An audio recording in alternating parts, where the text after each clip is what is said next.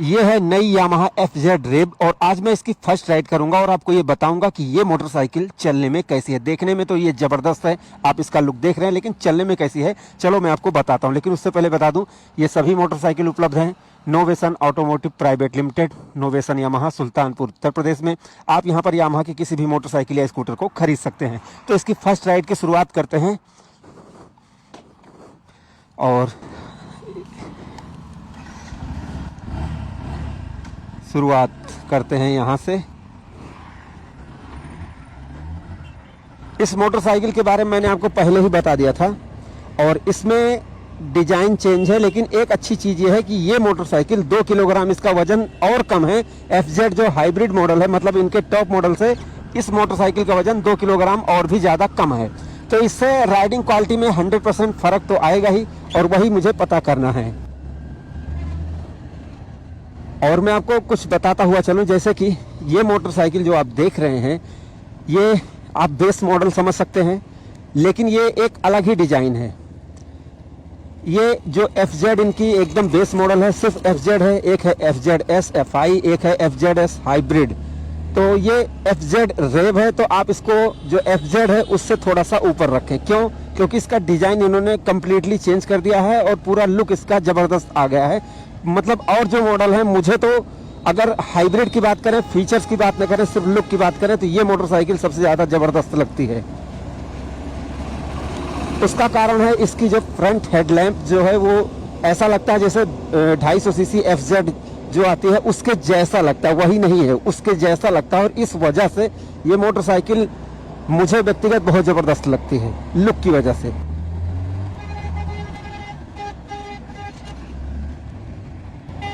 अब इसमें जो मीटर है वो बेस मॉडल वाला ही है। इसमें जैसे फुल्ली डिजिटल मीटर तो कहा ही जाएगा, लेकिन जैसे जो TFT मीटर है वो नहीं है। अगर आप कहेंगे कि बहुत सारे फीचर्स, तो वो सारी चीज़ें तो नहीं है। बट इसको बनाया गया है जैसे जो कम कीमत में FZ 150 खरीदना चाहते हैं और उनका लुक थोड़ा सा डिफरेंट हो, अलग हो, उसके लिए इसको डिजाइन किया गया है। तो यहाँ पर बात मैटर जैसे फीचर्स का मैटर नहीं है, यहाँ पर मैटर है परफॉर्मेंस का, माइलेज का और लॉन्ग टर्म चलने के लिए।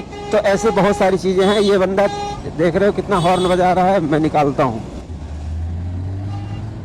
तो यहाँ पर मैटर है परफॉर्मेंस का और लुक का, ठीक है। एटीट्यूड बेचा जा रहा है, अगर देखोगे तो ये और जो मॉडल है उनसे ज्यादा एटीट्यूड वाली मोटरसाइकिल है, मतलब गुड लुकिंग मोटरसाइकिल है। और आपको फील ही नहीं आएगा कि 150 सीसी की है। बट चूंकि मैं राइड कर रहा हूँ इसलिए ज्यादातर मॉडल और डिजाइन की बात नहीं करेंगे, बात करेंगे कि यार चलने में कैसी है। तो पहले बता दूं 136 किलोग्राम की ये मोटरसाइकिल, टोटल 136 किलोग्राम की है। इतनी वजन तो एक्सट्रीम 125 आ रहा है, मतलब जितनी 125 सीसी का वजन है उसमें ये मोटरसाइकिल आपको 150 सीसी का वजन दे रहे हैं। और उसके साथ साथ मतलब आपको आश्चर्य होगा कि जैसे 140 सेक्शन के टायर, 41 mm का टेलीस्कोपिक सस्पेंशन, मोनो सस्पेंशन, मतलब ये जो चीजें हैं ना भाई, ये इसको और ज्यादा बेहतरीन बनाती हैं।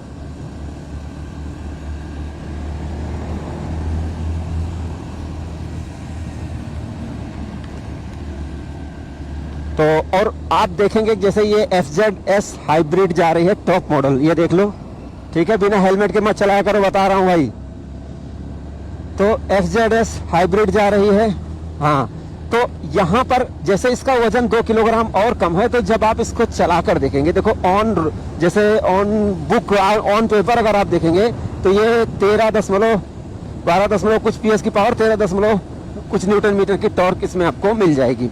तो उससे क्या है कि ये मोटरसाइकिल वजन की वजह से आपको एकदम स्मूथ, एकदम मक्खन की तरह चलती हुई मिलेगी। और ये देखो इसमें 12.2 PS की पावर है और 13.4 न्यूटन मीटर की टॉर्क है, ठीक है। ऑन पेपर तो ये आपको कम लगेगा, लेकिन जब आप रियल लाइफ यूज करेंगे तो इसके वजन की वजह से आपको 100% फील आएगा, मजा आ जाएगा। अब यहां पर थोड़ा सा सस्पेंशन को टेस्ट कर लेते हैं। तो सस्पेंशन मुझे सही लग रहा भाई, इसका फ्रंट और रियर दोनों ही सस्पेंशन सही लग रहे हैं और कोई दिक्कत वहां पर लग नहीं रही है। और देखो मीटर चल नहीं रहा है तो इसलिए ABS काम नहीं करेगा। ये देख रहे हो सस्पेंशन एकदम परफेक्ट लग रहा है मुझे, कोई दिक्कत उसमें लग नहीं रही भाई। और साउंड भी एकदम स्पोर्टी है, तो साउंड में भी आपको कोई दिक्कत महसूस होगी नहीं। वाह। और अब आते हैं मेन, देखो मैं यहाँ पर इतनी फास्ट चला रहा हूँ लेकिन मुझे कोई दिक्कत लग नहीं रही है सस्पेंशन में। और एबीएस में टेस्ट नहीं कर पाऊंगा क्योंकि ब्रेक निकली हुई है, केबल निकली हुई है। और 282 mm की डिस्क ब्रेक है आगे और 220 mm की पीछे है, तो इसलिए ब्रेकिंग में आपको इस मोटरसाइकिल में पहले भी कोई शिकायत नहीं थी और अभी भी आपको कोई शिकायत नहीं मिलेगी। अभी पिकअप की बात कर लेते हैं। अब यहां पर देखो एकदम जबरदस्त।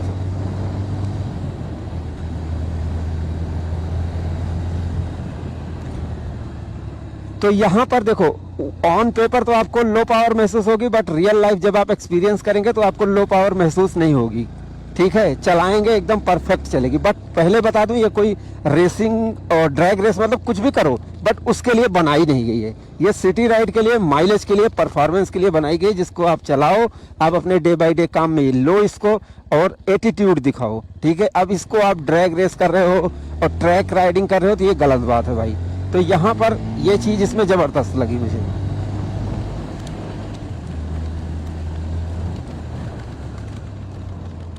तो अभी इसकी राइड ख़त्म और अब मैं आपको बताता हूँ अपना रियल लाइफ एक्सपीरियंस, क्योंकि मेरे पास भी FZ है।